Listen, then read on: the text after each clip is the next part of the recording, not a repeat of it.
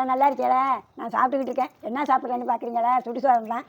கொத்தரை வத்தை, மோர் மிளகா, அடமாங்காய். இது என்னம்மா வத்தை? அது வந்து கத்திரி வத்தம்மா. கத்திரி வத்தல் வச்சிருக்கேன். நல்லா தான் இருக்கும், சூப்பராக இருக்கும்.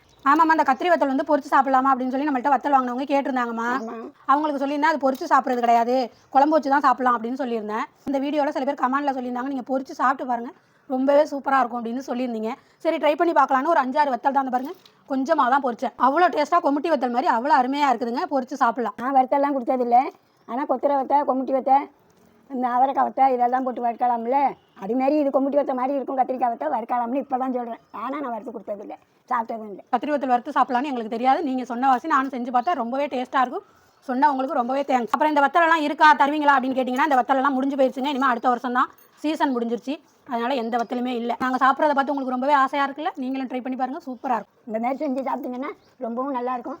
பாய்.